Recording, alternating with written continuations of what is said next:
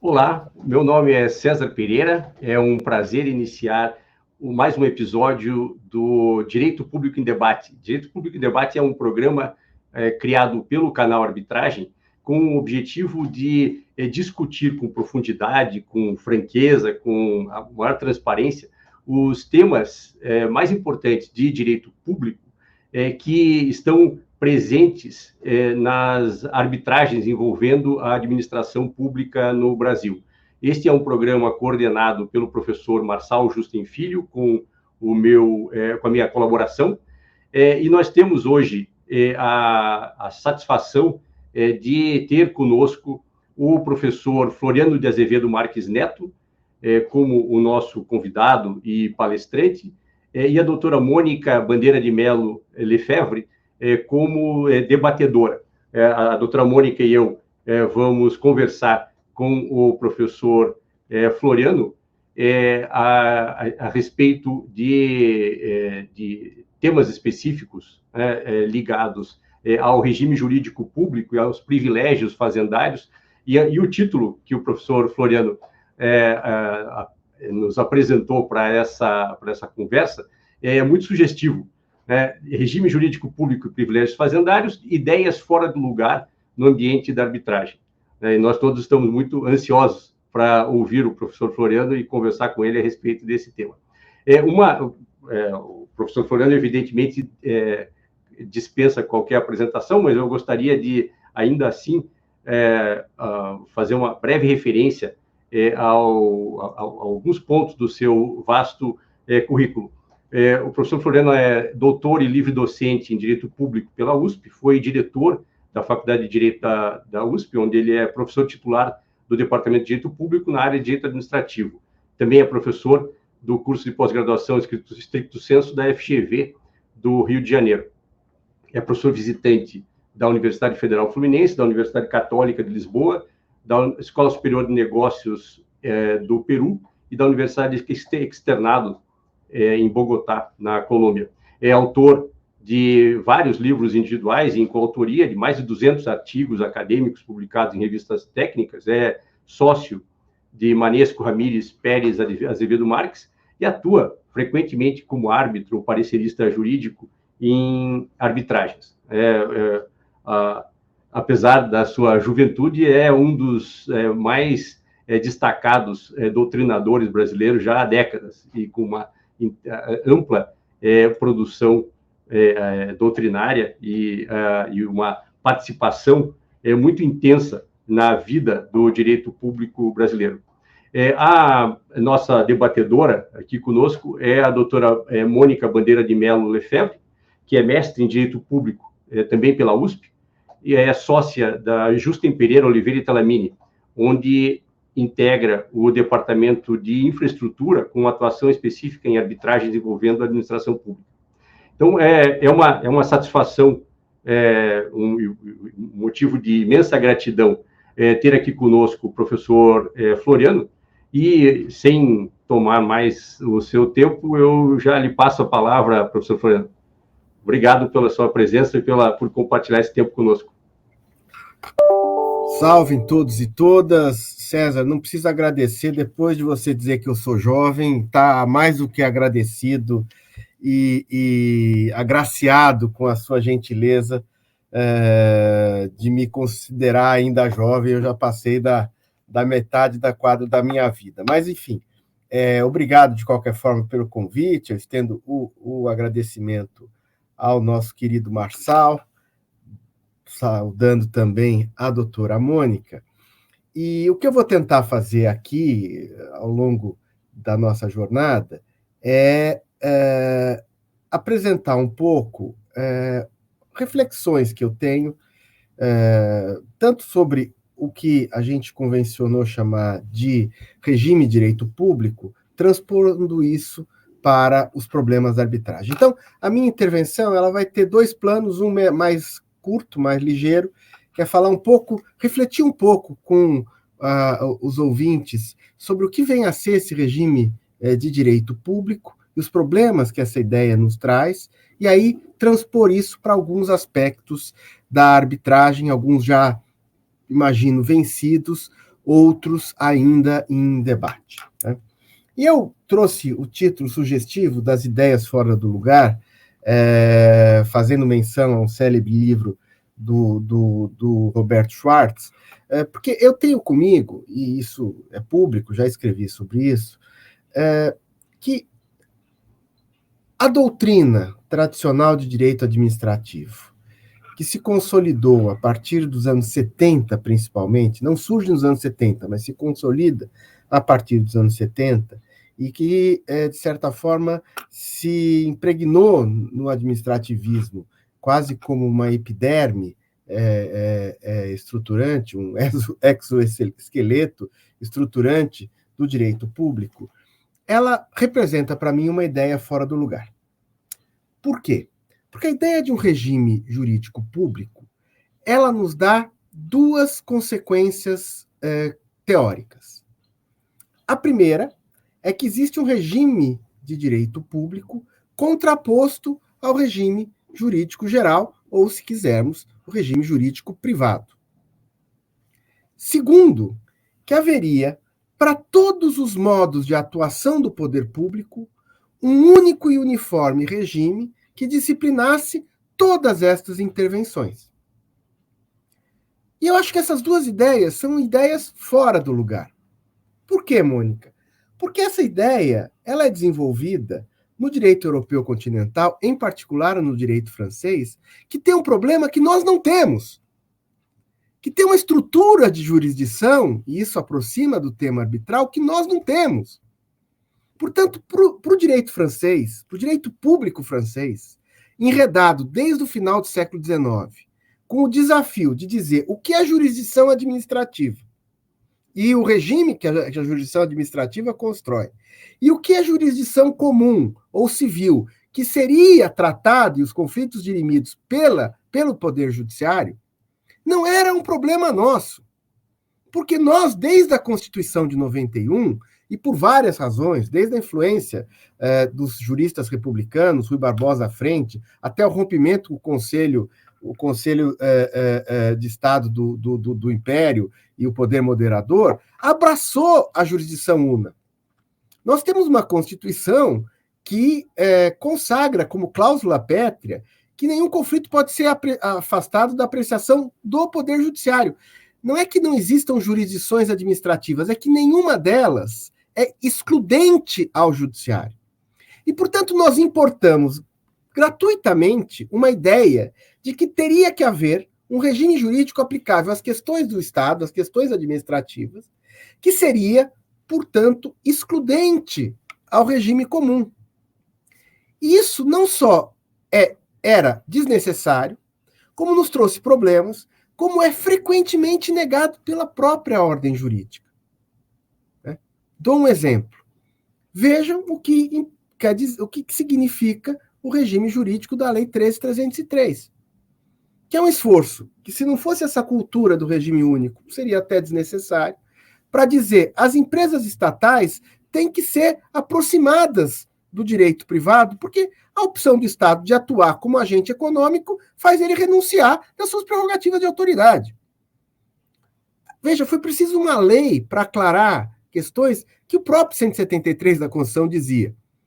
Mas como a gente tem o hábito de interpretar a ordem jurídica a partir da doutrina, que é algo incompatível com o regime civilista, porque a lei é a fonte do direito, não a doutrina, né? Não a jurisprudência em si. São fontes ancilares, fontes acessórias. E mais outros tantos dispositivos. E essa cultura, ela traz mais malefícios que benefícios. Primeiro problema, regime jurídico único não é uma necessidade num sistema jurídico como o nosso, que teria muito mais razões para matizar, para calibrar as normas protetivas ou restritivas, fruto do uso da autoridade, apenas as aplicando rigidamente quando o Estado, rectius, administração pública, age manejando a autoridade. Quando ele opta por agir no ambiente contratual, quando ele opta por agir no ambiente empresarial, não faz sentido essa proteção.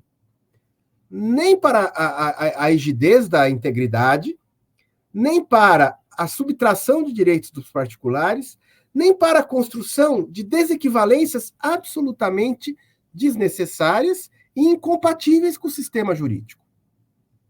Primeiro problema do regime único é que ele não é uma ideia nem que era necessária, nem cabível no nosso sistema jurisdicional, no nosso sistema jurídico.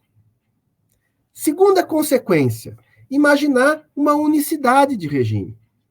O regime justpublicista, o regime jurídico-administrativo, o regime de direito público foi-nos apresentado, e nós compramos essa ideia, como se ele seria um único regime.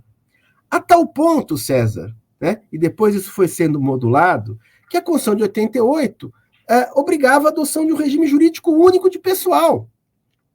Ora, um servidor de Estado, né, um agente público que exerce função de Estado, tem que ter um regime completamente diferente de um empregado de uma estatal.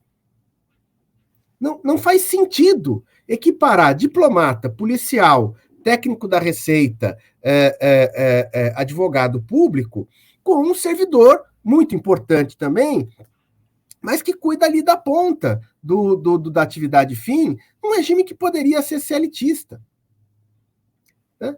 Outro exemplo, não faz sentido o poder público não ter mecanismos de gestão remuneratória que remunerem mais um médico que serve uma unidade de saúde na periferia, longínqua, distante, e que necessita de serviço de saúde, de um médico que prefere trabalhar no hospital central, no centro das cidades. Né? E esse regime de isonomia plana, próprio dessa unicidade de regime, desse critério que nós fomos construindo, traz problemas. Então, eu sou crítico dessa ideia de regime jurídico administrativo. Eu acho que a gente devia arregaçar as mangas, trabalhar mais e olhar para os regimes jurídicos, os diferentes regimes jurídicos, dentro das peculiaridades das atividades que eles regem. E aí eu chego, né, no tema da arbitragem, que é o tema que nos traz aqui. Primeiro tópico, né? Por que é importante, por que foi importante a introdução da jurisdição arbitral para a administração pública? E a partir de que mote ela foi introduzida e como ela foi introduzida? Ora, vamos partir do pressuposto que o Estado tem uma responsabilidade, tanto na sua atividade, como no seu modo de agir, com o justo, a equidade, a boa-fé, maior do que os particulares. O particular que usando da sua esperteza, dentro da ordem jurídica, se locupleta da tibieza de um outro indivíduo, ele pode ser censurado pela ordem jurídica, ou ele pode ser simplesmente julgado por um juízo moral, né, por ser um sujeito sem peias éticas. Mas se ele não feriu nenhuma norma, se ele não feriu nenhum dispositivo da ordem jurídica, a sua avidez ou a sua esperteza lhe trarão benefícios que não ensejarão mais do que a censura ética. O Estado não pode ser esperto, não pode ser safo, não pode ser ardiloso. O Estado tem um dever, por ser Estado, um dever sobranceiro de ser cumpridor das suas obrigações. E aí entra a arbitragem. É óbvio, ainda que nós possamos ter justiça conciliativa nesses campos, mas é óbvio que eu não vou dizer que cabe arbitragem para dirimir um conflito tributário entre contribuinte e fisco. Porque como diz o termo, tanto tributo como imposto, né, são impostos. Eu não vou levar um tribunal arbitral, né, a ordem de prisão que uma autoridade policial cumpre, né, para me deter por prática de crime. Porque ali eu estou sujeito à ordem pública. A autoridade estatal que, mediante uma ordem judicial, vai me arrestar, vai me deter. Mas quando o Estado opta por travar relações baseadas num contrato que não é, insisto, um contrato estatutário, como é o contrato de trabalho do servidor público estatutário. É um contrato obrigacional, comutativo, recíproco, e mais, opta por colocar uma cláusula arbitral. O Estado operou dois atos de vontade vinculantes. Primeiro, ele declarou que aquela relação é disponível, porque ele travou-a em ambiente contratual. Segundo, ele renunciou à jurisdição geral. Não há hipótese no nosso sistema do Estado aderir à arbitragem, aceitar uma cláusula arbitral que lhe é imposta. Por definição, todos nós sabemos, a cláusula arbitral é convencionada pelas partes, certo? Muito mais no caso do Estado contratante, em que, em 99% das vezes, as cláusulas contratuais são estabelecidas ex ante por ele unilateralmente. Então, veja a contradição. Eu não posso dizer que é cogitável alegar que algo coberto por uma cláusula arbitral, estabelecida e proposta pelo contratante público, não envolve direito disponível. No mínimo, é dizer que alguém formulou uma cláusula obrigacional, ofereceu-a a outrem com quem ele contratou de má-fé, para depois dizer que ela não envolve direito disponível. Essa má-fé é mais grave do que a má-fé tornada ilícita à luz do direito civil. Ela é uma dupla gravidade, porque ela quebra a cláusula de boa-fé do contrato, que se aplica a todos os contratos, Código Civil, mas ela quebra também um dever de probidade do administrador público. Né? Então, ao meu ver, cláusulas arbitrais inseridas em contratos administrativos já trazem, presumidamente, que aquelas matérias contratuais versam sobre direitos disponíveis. Porque não fossem disponíveis, não poderiam ser travados no ambiente contratual. Por quê? Porque a competência pública ela é indisponível. A autoridade é indisponível. E por que isso é útil? Porque como o poder público tem um dever de boa-fé, ele, poder público, também deve compartilhar do firme desejo de que as suas controvérsias sejam dirimidas de forma eficiente, exauriente e pronta. Eu não estou a dizer que a arbitragem é mais rápida que a jurisdição judiciária. Até é por ser uma decisão una, né? Um grau de decisão uno. E isso torna, obviamente, mais rápido. Mas a cognição e a decisão primeira não é necessariamente mais rápida que a judiciária, muitas vezes não é, mas ela é mais exauriente, ela é mais esgotante do que é controvertido, por um motivo simples. Os árbitros são dedicados àquela causa. Então, quando muitas vezes dizem, mas a arbitragem é demorada, depende da expectativa da decisão. Né? As pesquisas demonstram que ela não é mais demorada do que a jurisdição comum, pelo simples fato de que ela é decidida de uma vez só. Mas não creiam que a arbitragem é em regra, expedita. Não é, e eu acho que não deve ser. Agora, eu desafio os críticos a dizer que é possível, em matérias complexas, o judiciário se dedicar com tanta exaustão, com tanta profundidade ao conflito, como isso ocorre na arbitragem. Se alguém disser que eu quero um exemplo de algum juiz que conseguiu dedicar uma semana à instrução de uma causa que está na vara dele. Não porque ele não queira, mas porque ele não consegue dar curso. E eu não preciso, né, quebrar sigilo nenhum para dizer que eu já presenciei mais de uma arbitragem, né, até compartilhando com o César, que você dedicou 2, 3, 4, 5 dias de instrução, audiência de instrução, com inquirições, etc., né, exposição de laudos periciais, confronto entre peritos e assistentes, efetivamente, o que torna para os decisores vamos dizer, a verdade não mais revelada, mas a possibilidade de chegar próximo à verdade muito mais efetiva. Portanto, eu acho que nós temos aqui um primeiro ponto.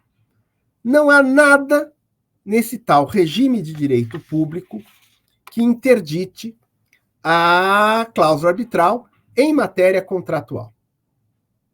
A única coisa que pode interditar é a indisposição do poder público de colocar uma cláusula arbitral, e aí ele pode ser objeto de uma crítica de eficiência ou ineficiência, mas é uma opção livre do poder público. E eu vou falar um pouquinho mais para frente, eu nem acho que todos os entes públicos devem recorrer à cláusula arbitral, né? Já falo disso mais na sequência.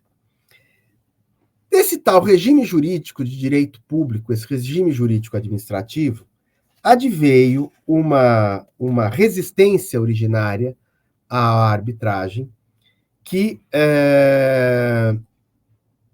se baseava, e ela encontrou algum foro no judiciário, bem no comecinho, depois foi vencida, hoje a resistência é de outra ordem, e depois, por um bom tempo, encontrou essa resistência no Tribunal de Contas da União. Baseada em quê? Baseada na construção de que o regime jurídico administrativo é inafastável porque ele zela pelo interesse público. E não era possível que o interesse público fosse debatido em jurisdição privada ou em jurisdição arbitral. Esse raciocínio é o raciocínio mais despropositado que eu vi. Primeiro, porque se eu aceitar essa premissa, eu vou chegar a uma conclusão muito grave. Que o judiciário não julga de forma neutra e distante, mas que o judiciário é nada mais, nada menos do que uma instância de proteção do interesse da administração pública. O interesse público secundário. Porque lembre-se que se eu contratei, não é propriamente uma matéria de interesse público primário, porque eu aceitei travá-la em campo obrigacional. Eu me recuso a dizer que o judiciário é instância protetiva da Fazenda. Então, se o judiciário não é uma instância que julga com viés de proteção da Fazenda, presumidamente, não é numa outra jurisdição coberta de todas as cautelas que o interesse público vai ser posto à prova. Segundo, porque há, evidentemente, um interesse público maior, aí sim primário, em que as controvérsias nas quais o poder público se envolve sejam dirimidas de forma equânime e pronta e eficiente. Ou não há interesse público em resolver as controvérsias. Ou o poder público usa, como o comerciante de má-fé, o poder judiciário, o tempo judiciário, a não solução dos conflitos a seu favor, explorando os incautos credores. Alguém sustentaria isso? Que o Estado arbitra o conflito, as suas inadimplências, as suas questões, arbitra, manejando, manipulando a jurisdição? Eu rejeito essa ideia.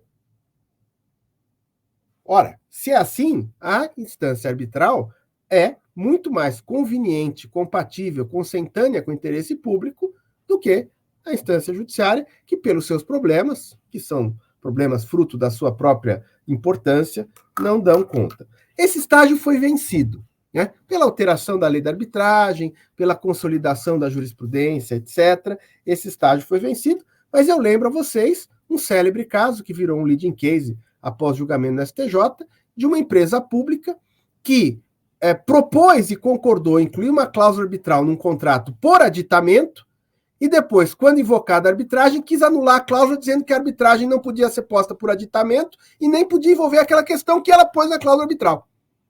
Ora, isso, para além da acertada jurisprudência do STJ de refutar essa tese, isso devia ter dado processo de improbidade por quem alegou. Mas deixemos esse tema de lado. A partir desta tentativa de construção, aplicação de um regime de direito público, vão surgindo vários outros problemas. Né? Primeiro tema, indicação dos árbitros. Né? Essa discussão começou, né, uns 8, 10 anos, querendo se aplicar uma das decorrências desse tal regime jurídico único para dizer que os árbitros, numa arbitragem que envolvesse a administração pública, deviam ser escolhidos por licitação. Ora, Um fundamento da licitação é a impessoalidade, a neutralidade e a impossibilidade de você ter escolhas subjetivas sobre quem será o contratado da administração. Premissa da licitação. Por outro lado, uma das premissas da escolha dos árbitros é a aderência subjetiva das partes, em termos de confiança, àquele que vai ser membro de um tribunal arbitral. Não é preferência subjetiva ou adesão a como vai decidir o árbitro, que é desconhecido até então. Mas é confiança. Confiança técnica, confiança de honradez, confiança de prestatividade, de celeridade. O que não é objetivamente quantificável. Portanto, mais uma ideia fora do lugar. Como é que eu licito algo cuja essência é o juízo subjetivo? Para além do que, né, não existe qualquer compatibilidade, né, de uma licitação da qual a contraparte privada na arbitragem não participe e estivesse ungida à condição de aceitar o resultado da licitação, da qual ela não teve nenhuma participação. Então, aqui mais uma ideia fora do lugar, fruto dessa aplicação, que além de ser fora do lugar, é uma ideia que desafia a sanidade mental de quem propunha, porque não faz qualquer sentido. Né? Mas isso foi, imagino, pelo menos tenho assistido, isso tem já um campo de superação. Mas outros problemas seguem existindo. Né? E eu vou citar alguns deles. Primeiro, hora e vez aparece uma proposta de ter câmaras especializadas em arbitragem com o poder público. Primeiro, essa ideia trai um desconhecimento do papel de uma câmara arbitral no procedimento arbitral. Câmaras são instâncias garantidoras da fluidez e da rigidez do processo, né, da arbitragem. Arquivamento, provimento de meios, organização, cobrança de prazos estabelecidos pelas partes. Né? Nada mais do que isso. A Câmara não decide quem será árbitro, salvo em casos excepcionais, de conflitos que têm que ser dirimidos. As câmaras, no geral, não têm listas fechadas. Uma ou outra tem, mas é mais raro. E as câmaras não interferem em nada, no mérito do processo arbitral. Eu já fui árbitro em algumas dezenas de arbitragens. Eu nunca tive qualquer injunção de Câmara, de secretário de Câmara, de presidente de Câmara, sobre o que estava sendo decidido, nem sequer para tomar esclarecimento de como estava sendo decidido. Nunca tive. César, acho que é a mesma experiência. Portanto, primeira coisa, a Câmara não tem esse papel. Segundo, a única razão que poderia justificar ter uma Câmara especializada é fazer uma lista fechada de árbitros. E aí, me desculpem, mas vamos lá. A depender da instância administrativa, né, quem é hipersuficiente em arbitragem é a instância administrativa. Imaginem a União. A União hoje, arrisco dizer, que é o maior protagonista em arbitragens do Brasil, enquanto ente uno. Por quê? Porque conduz, via núcleo da AGU, conduz arbitragens das agências de transporte, transporte aquático, energia elétrica. Energia elétrica é um pouco FGV, é um pouco fora, mas de telecomunicações, de rodovias. É óbvio que ela é o grande licitante de arbitragem. Ora, se a lista é uma lista que vai ser feita por esse grande licitante, ele vai ter uma maior influência na indicação dos árbitros de lista fechada, e aí nós vamos pôr em risco a isenção dos árbitros que vão integrar essa lista. Além do que, você sempre vai ter na arbitragem uma necessidade, e isso é bom, de busca de um árbitro que tenha um perfil de conhecimento, expertise, apto à controvérsia. Eu posso ser um ótimo árbitro para tratar de temas de infraestrutura, de rodovias, e não ser um árbitro bastante aquinhoado para uma arbitragem que envolve direito de patentes na indústria farmacológica. Né? Por quê? Porque é um perfil. Eu nunca me dediquei a estudar questões da farmacologia ou coisa que valha. Pode ser que o árbitro não seja do meio jurídico. É muito importante, por vezes, ter pluralidade de expertises.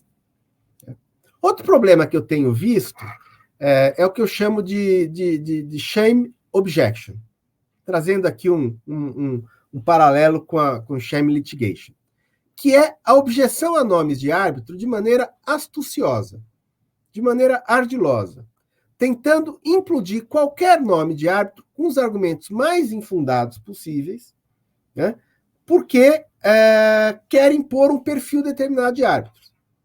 Eu, certa feita, como membro de um tribunal arbitral, estava junto com o meu coárbitro na tentativa de conseguir um presidente para o tribunal, uma matéria que envolvia administração pública. E esse ente subnacional da administração pública adotou uma estratégia de objetar todos os árbitros das diversas listas sextuplas que os dois, eu e o meu coárbitro, propunhamos.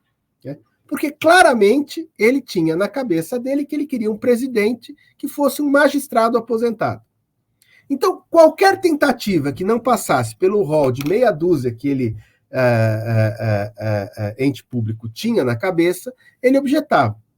Até que, num determinado momento, né, depois da quarta lista sextupla, eu e o outro coárbitro resolvemos indicar um árbitro contra a objeção infundada da parte pública, contra o qual ela não se resignou, pelo simples fato que ela estava numa estratégia deliberada de objeção para chegar a alguma coisa que ela estava forçando, inclusive propondo. Né? Outra questão duas outras questões que, em relação ao nome dos árbitros, me preocupa. Primeiro, é uma tendência que tem crescido a partir de uma lenda urbana, né, de que a arbitragem seria fechada num clubinho muito estrito de árbitros. Ora, se a arbitragem é cingida a um clube, eu diria que esse clube tem mais ou menos o número de integrantes da torcida do Flamengo e do Corinthians juntos. Por quê? Porque eu conheço mais de uma centena de árbitros experientes que se revezam em procedimentos. Segundo, eu devo dizer para todos e todas que estão nos ouvindo que, ainda que as arbitragens que envolvem a administração pública sejam muito visíveis, elas equivalem, em número, a não mais do que 10% das arbitragens em curso no Brasil.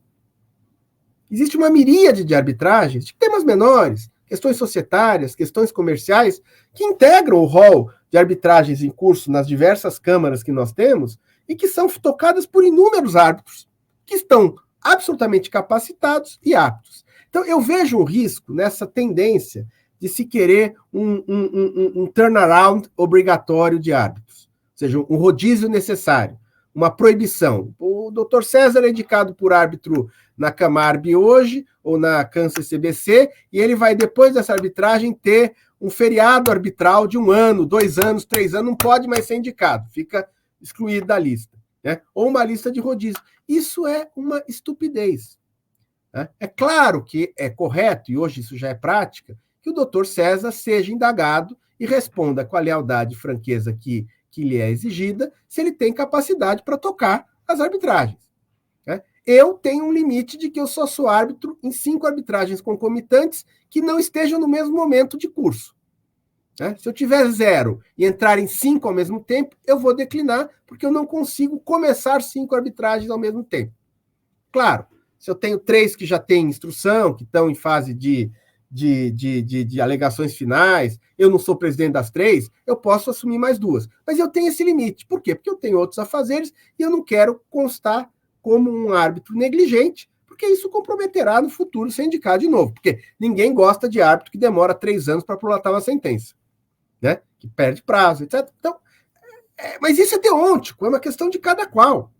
Né? Se eu tivesse só dedicado à arbitragem, talvez a minha capacidade fosse maior, não desse aula, não tivesse outros temas para me envolver. Mas isso é algo do escrutínio, né, do árbitro e, eventualmente, do controle que as partes fazem dentro desse rigor. Né? a quebra do mercado de trabalho, do mercado fechado, como se alega, né, que é um clubinho, etc., ela é absolutamente incompatível com os fatos. Por isso que eu digo que é lenda urbana. E esse turnaround obrigatório pode, por exemplo, tirar do mercado arbitral, ou da capacidade arbitral, em campos muito específicos, árbitros que são capacitados, experientes e aptos a resolver controvérsias. Né? Eu cito, por exemplo, as controvérsias do setor de óleo e gás. Não são matérias simples, elas exigem conhecimentos muito específicos, elas têm grandes complicadores, elas têm grandes impedimentos, porque, obviamente, é uma indústria muito fechada pela sua especificidade. Os árbitros que trabalham para um ou outro player tradicional são impedidos, né? Então, você tem necessariamente que recorrer a nomes que são capacitados para isso. E, por fim, né, para não dizer que eu não falei das flores, aí não é propriamente uma derivação da aplicação do regime jurídico único, mas a sandice representada pela DPF, hoje a DI 1050, que está no Supremo, que transforma os árbitros que vão se envolver em arbitragem contra a administração pública em verdadeiros deveres de seres oniscientes, porque o dever de revelação, tal qual posto, obriga que o árbitro estabeleça imagina, com a administração pública, um escrutínio de vida, que alguém que, apesar do elogio do César, não é tão jovem como eu, terá dois problemas, né? Ter um histórico profissional muito longo, no meu caso, um histórico acadêmico com mais de 200 de artigos publicados, que eu terei que ler todos eles para saber se em algum momento eu falei algo que possa ter a proximidade com a matéria que eu ainda nem conheço totalmente, e além do mais, na nossa idade, né, César, a memória também falha. Então, a DPF 1050 é um despautério, em boa hora, eu acho que foi negada a liminar e parece que não vai ter grande acolhida, assim esperamos. Outro ponto que eu trago para vocês, que tem a ver com esse regime público, já caminhando mais para o final, é o tema da publicidade. Eu costumo enfrentar esse tema, né, um pouco fugindo da armadilha de dizer que todos os temas públicos são públicos. Né? Eu acho que existem duas coisas aqui. Primeiro, a publicidade ativa, eu acho que pode ser feita se for convencionado entre as partes, com a divulgação da sentença, ou com a divulgação da existência da arbitragem, né, ou com a divulgação do termo arbitral, com os prazos, etc., eu não vejo problema de que isso seja dado publicidade, desde que convencionado, pelo ente público que está envolvido na arbitragem. Né?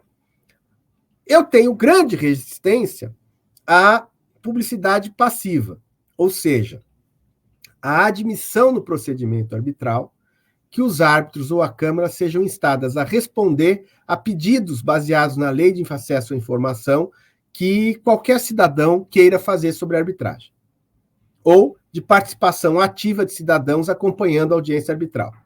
Isso tende a tornar a arbitragem infactível, operacionalmente custosa, lenta e inviável. Então, de novo, não vejo problema aqui dos atos arbitrais, que não envolvam confidencialidade, dados confidenciais das partes, seja dada publicidade do termo, né, das alegações da administração pública, se ela quiser publicar, da decisão arbitral, até porque a decisão arbitral, vamos convencionar, que ela é, pela lei de arbitragem, tornável pública, pelo menos para o fim de execução na instância judiciária. Ela não tem um sigilo automático na instância de execução judicial. Né? Pode até ter se tiver informação que não mereça desvelo. Portanto, na publicidade ativa, com certos sopesamentos, ok. Mas eu sou contra, por essas razões, o dever de publicidade passiva, de amplo acesso, de tornar todos os atos do procedimento arbitral públicos, acompanháveis, transmitidas pela TV Justiça, etc. Outro ponto que me chama a atenção, e eu acho uma ideia fora do lugar, é trazer para a arbitragem as regras e privilégios fazendários da lei processual. E eu acho uma ideia fora do lugar por duas razões. Primeira razão é que na arbitragem, né, os prazos são convencionados pelas partes. Então, se um ente público, né, imaginando que isso seja verdade, alega, olha, eu não consigo trazer alegações em resposta ou falar sobre um documento num prazo de 30 dias. Nenhum problema. Fixemos 60 dias. Quanto você precisa? Só que isso não decorre nenhum dever de disparidade de armas.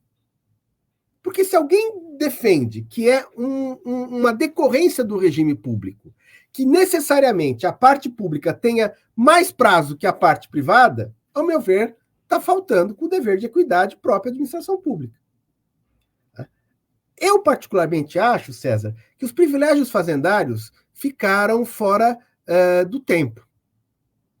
Né? Por quê? Porque, salvo muitas raras exceções, no processo digital, né, e com a estruturação da advocacia pública, ambos ocorridos nos últimos 20 anos, não tem mais razão nem no CPC você ter prazos fazendários estendidos. Né? Na arbitragem, segunda razão, menos ainda. Por quê? Porque, olha, eu acho que pequenos entes subnacionais não devem recorrer à arbitragem.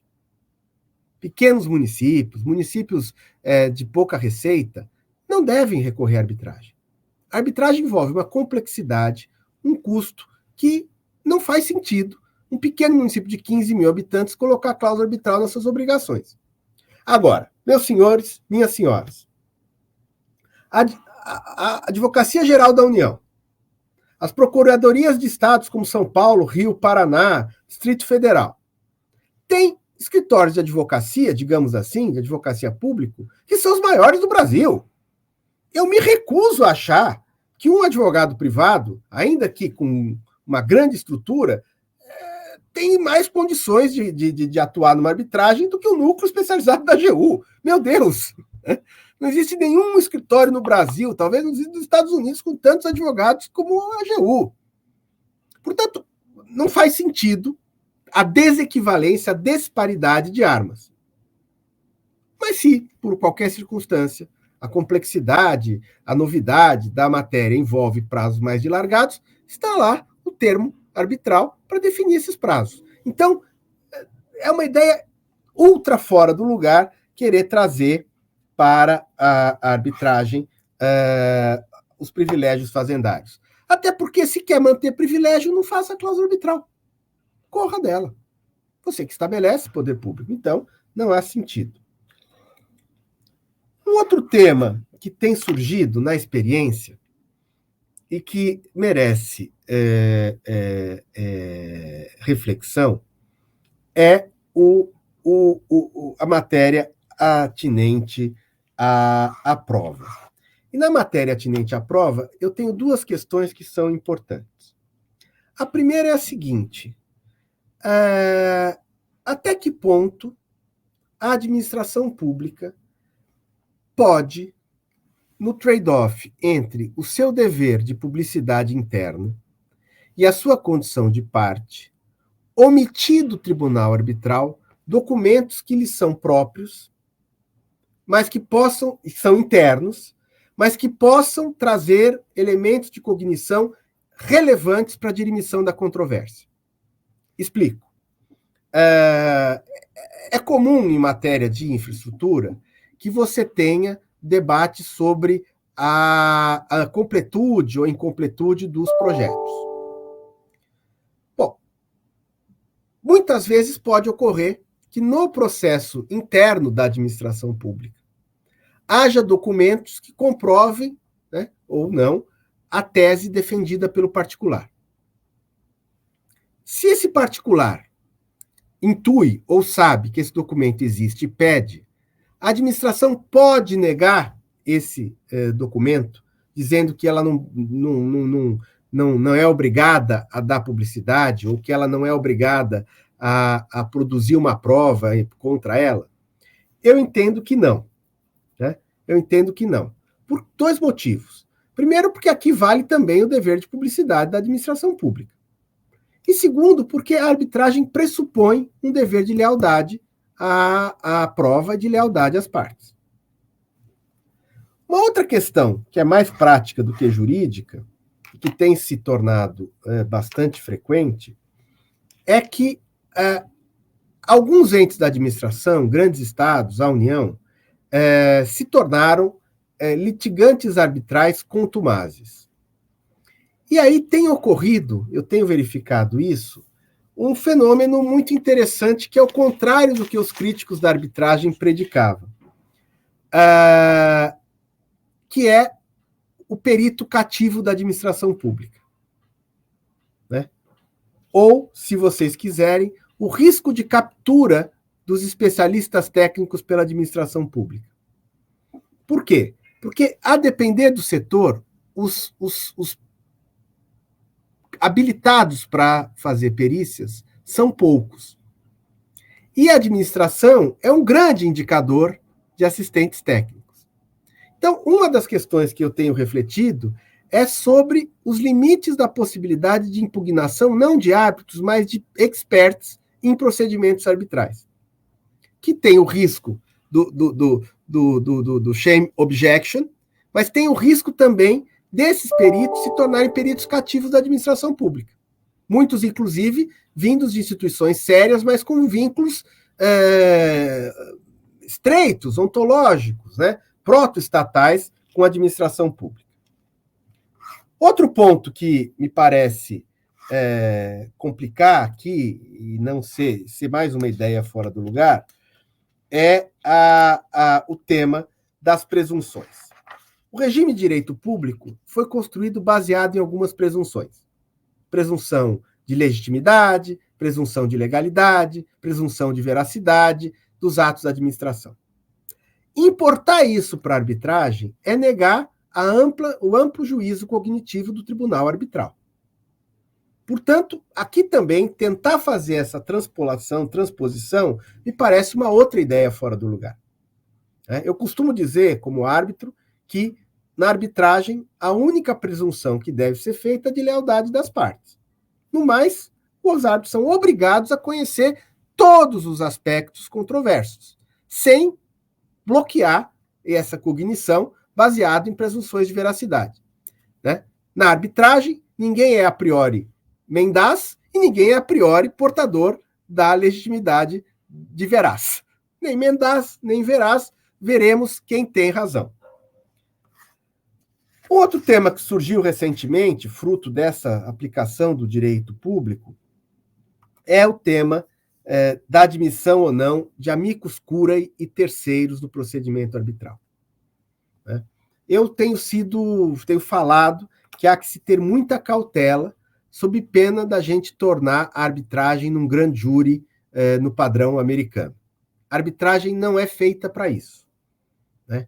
Até eu admito, é razoável, que quando você tem uma arbitragem envolvendo uma empresa estatal, principalmente uma empresa pública, o ente da administração central, controlador, se propõe ou se disponha a ser terceiro interessado. Eu acho bastante razoável.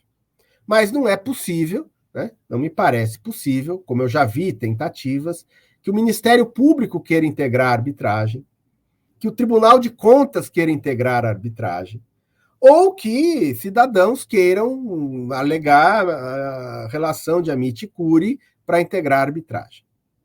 A arbitragem, insisto, é uma jurisdição extraestatal para controvérsias entre partes, e não para discussões de temas de caráter amplo, porque temas de caráter amplo envolve uma discussão de interesse público que, se for a central, não estará sujeita à arbitragem, não deveria ser objeto de cláusula arbitral. Dois últimos pontos, e com isso fecho, César. O primeiro é a questão dos custos da arbitragem e do orçamento público. Né? Tem se controvertido muito aqui, o regime orçamentário também é um regime aplicável em geral, né? Regime público de gestão financeira do Estado, e tem se alegado muitas vezes que os custos, ou a antecipação dos custos arbitrais é incompatível com a falta de previsão orçamentária. Né? Isso não pode ser óbice para a implementação do tribunal arbitral.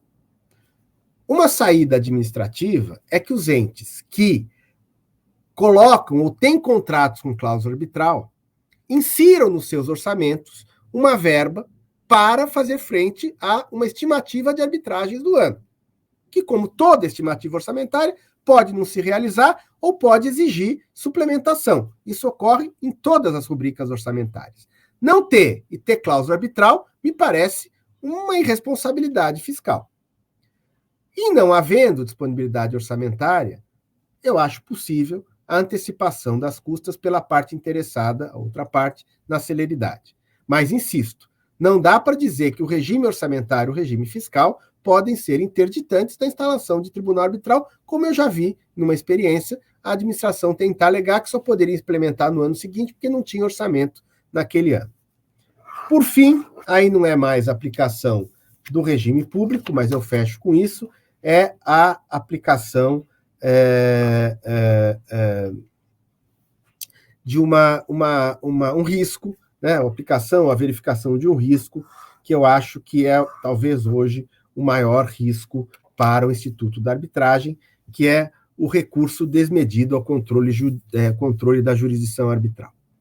Né? O que a gente tem assistido são verdadeiras guerrilhas judiciárias movidas por partes, administração pública ou não, partes irresignadas com a decisão arbitral, tentando fazer a instância judiciária ser uma segunda instância da decisão arbitral. Aqui não é uma aplicação do regime público, mas é mais uma ideia fora do lugar. Peço desculpas por ter passado um pouquinho do tempo e fico aqui à disposição dos comentários, das críticas, das objeções de vocês. Muito obrigado. Obrigado, Floriano, e obrigado especialmente por uma exposição tão abrangente que trouxe tantas ideias. Eu fiz um monte de anotações aqui de coisas que eu gostaria de perguntar, nós não vamos ter tempo para isso agora, eu espero que, quem sabe, a gente possa até, na sequência desse programa, ter outras oportunidades de conversar com você sobre esses temas. Eu vou deixar, antes de passar a palavra para a Mônica, eu vou deixar uma pergunta só para você, para a gente tentar discutir na sequência. Que é só o seguinte, o Brasil tem uma posição muito peculiar na experiência internacional em relação à arbitragem contratual, essa arbitragem comercial com a administração pública. Né? Em muitos lugares, inclusive na França, né, como você mencionou, a arbitragem com a administração pública é proibida. Ela é, em princípio, proibida. Ela pode ser autorizada através de decreto em situações específicas e tal.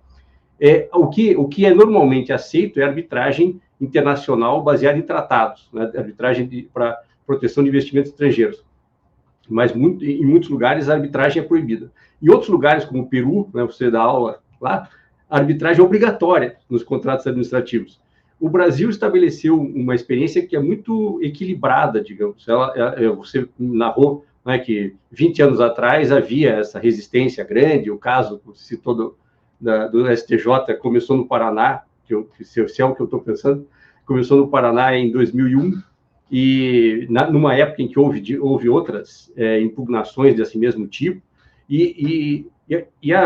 mas a administração pública brasileira passou a ser entusiasmada com a arbitragem, passou não só a suportar a arbitragem como uma imposição do mercado ou da iniciativa privada, mas passou, de fato, a buscar a arbitragem como uma solução eficiente. E a minha pergunta para você é bem objetiva, apesar dessa introdução longa.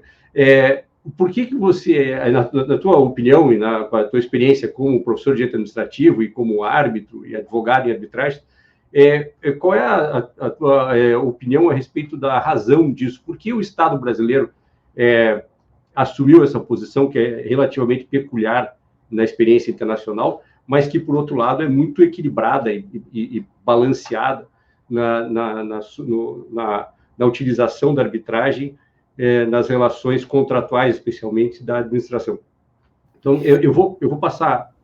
Não sei se você quiser comentar agora, mas É rápido. A arbitragem surge no Brasil com uma previsão legal, no começo pouco implementada, e ela vai começar na prática, César, por imposição de cláusula arbitral nos contratos financiados pelo Banco Mundial. Né? E, a partir daí, isso vai crescendo até um ponto que tem uma resistência. E, assim, com toda a minha reserva, dizer que eu não fiz uma pesquisa sobre isso, a impressão que eu tenho é que o que favoreceu a superação dessa resistência é que a administração começou a ver que ela ganhava arbitragem. Porque no começo se imaginava que a arbitragem era um negócio para o privado ganhar. Quando ela começou a ganhar e começou a ser capacitada, né, eu tive a satisfação de trabalhar nas primeiras arbitragens em contratos do metrô que tinham financiamento do Banco Mundial. E foi um aprendizado, porque na primeira, a administração vinha com aquelas cláusulas de presunção, etc., e os árbitros olhavam assim, né, sem entender o que estava acontecendo, eles perderam. Depois eles entenderam a mecânica e superaram. Eu acho que esse equilíbrio, ele foi, primeiro, bem engendrado na lei, né? A lei colocou isso e soube recorrer à hipótese de que a administração escolhe a cláusula. Mas depois ele foi sendo calibrado pela prática, né? Então, acho que esse modelo, que eu acho bom, né, que é, como você falou, intermediário, ele é fruto muito mais da praxe do que propriamente de uma concepção teórica priorística. Eu tenho também essa impressão e me parece que algumas dessas vantagens procedimentais da administração da arbitragem, né, como você falou, da dedicação dos árbitros e a flexibilidade, oralidade, elas acabam sendo valorizadas pela administração como uma oportunidade de discussão aprofundada das questões que talvez na experiência prática da administração não seja a realidade em todas as situações de litígio judicial. Mas eu agradeço mais uma vez, Floriano, e eu queria então passar a palavra para a Mônica para os comentários e as considerações dela. Mônica, por favor. Olá, tudo bem? Bom, primeiramente queria agradecer ao César pelo convite, é uma honra poder participar aqui dessa primeira rodada de conversas do Direito Público em Debate, do canal Arbitragem. É sempre uma satisfação ouvir o professor Floriano, ele, enfim, sempre nos faz refletir e traz temas muito instigantes aqui que nos obrigam a repensar todas essas concepções que já temos com relação ao direito administrativo. Né? Eu tenho um comentário a respeito de uma ponderação dele, também gostaria de fazer uma outra pergunta, mas achei interessante, professora, essa ponderação que o senhor apresentou, no sentido de que a atenção que os árbitros, via de regra, conseguem dar para um procedimento arbitral, que os juízes não teriam condições de dar, né, por questões alheias a eles, mas, enfim, relacionadas a volume de trabalho e etc., um projeto de lei que pretende lá estabelecer parâmetros para a nomeação dos árbitros, né, salvo engano, está na CCJ, o projeto de lei 3.293 de 2021. A justificativa dele para estabelecer esses parâmetros de nomeação e delimitar a atuação dos árbitros é justamente o fato de que árbitros envolvidos em muitas arbitragens não teriam condições de dar atenção a esses procedimentos, né? Salvo engano, pretende se limitar a existência de 10 processos arbitrais. O mesmo árbitro não poderia estar atuando em mais de 10 arbitragens sob pena de não conseguir dar atenção para esses procedimentos. Né? Imagina se a gente for transportar isso para o judiciário, como é que fica, né? Está no CCJ, salvo engano, enfim, está sendo duramente criticado por razões óbvias, né? Mas é interessante essa disparidade desse raciocínio também. A minha pergunta também é muito objetiva. Eu queria ouvi-lo com relação ao seguinte ponto, se possível, né? Nós sabemos que existem diplomas normativos que estabelecem lá, se prestam a estabelecer limites e deveres, em certa medida, para que a administração pública possa se submeter à arbitragem, né? Um exemplo, por exemplo, é o decreto 10.025, que dispõe sobre a arbitragem nos setores portuário e de transportes, né? Existem lá previsões relacionadas à publicidade, aos próprios prazos a serem observados, né? Estabelece-se um prazo de 60 dias, já por força do decreto mesmo, para fins de apresentação de alegações e tudo mais. Também sou uma crítica dessas prerrogativas, né? Me parece que isso tudo é incompatível, de fato, com o regime da arbitragem, em certa medida, mas me pergunto se, por outro lado, se a positivação dessas regras, né, ela não se presta a evitar que a administração deixe de se valer da arbitragem pela insegurança dos agentes públicos em optar por esse mecanismo de resolução de conflito, né? Será que não seria uma forma de dar uniformidade para a atuação desses agentes no que diz respeito à submissão do litígio e à própria condução do procedimento, né? Enfim, facilitar que mais litígios fossem resolvidos por meio de arbitragem? As coisas nessa sua pergunta. Primeiro, o decreto, para mim, não tem qualquer relevância do ponto de vista de obrigação vinculativa da parte, né? Arbitragem é convenção. Convenção pressupõe liberdade das partes de convencionar. Essa disposição, ela pode ser boa para uniformizar, mas ela podia estar vertida numa ordem interna e talvez até impressa nas cláusulas arbitrais desse ente público. Nada impede que uma cláusula, não é a boa prática, mas uma cláusula arbitral diga, ó, será submetida à arbitragem observado as seguintes regras, o prazo é de 60 dias, não sei que lá, blá, blá, blá, blá, blá. A outra parte aderiu a esse contrato, paciência. Agora, há um viés aí, que é um viés equivocado, né? Um decreto que imagina que os particulares estão vinculados. Eu tenho comigo que se a cláusula arbitral for omissa, a parte privada aderiu àquele contrato, vai instalar a arbitragem, não concorda com uma disposição que está no decreto, pode recorrer ao judiciário, alegando que ela não está vinculada àquele decreto. A arbitragem que ela participa não está vinculada àquele decreto. Claro que se a cláusula arbitral trouxer que vai ser dirimida por meio de arbitragem, observadas todas as pré-condições do decreto tal, se você aderiu também aos termos. Mas se não tiver essa exposição, ela pode...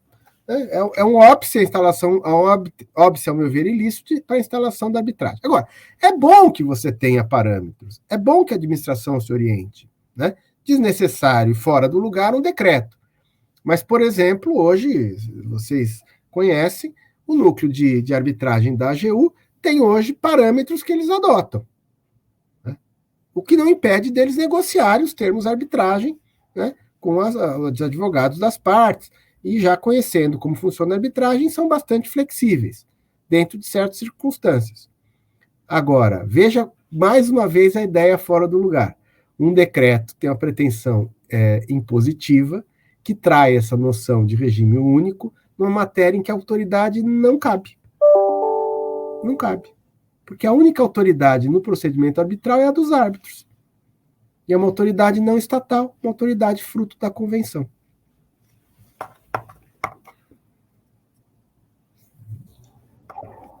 Obrigado, Mônica. Obrigado, Floriano. Acho que nós já vamos nos dirigindo aqui para o encerramento desse nosso programa.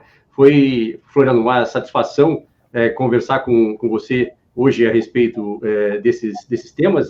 Tem muita coisa, como eu disse, que a gente gostaria de aprofundar ainda mais e quem sabe a gente possa voltar a conversar sobre algumas dessas coisas no futuro. Antes de encerrar, eu gostaria de convidar a todos e a todas para o próximo episódio do Direito Público em Debate, vai ser no dia 17 de maio, também às 18h30, e contará como convidada com a professora Vera Monteiro, que será entrevistada e será recebida pelos doutores Marçal Justen Neto e Guilherme Reisdorfer. Eu com isso, então, mais uma vez, agradeço ao professor Floriano, agradeço à doutora Mônica e espero todos nosso próximo episódio. Muito obrigado. Obrigado. Obrigada.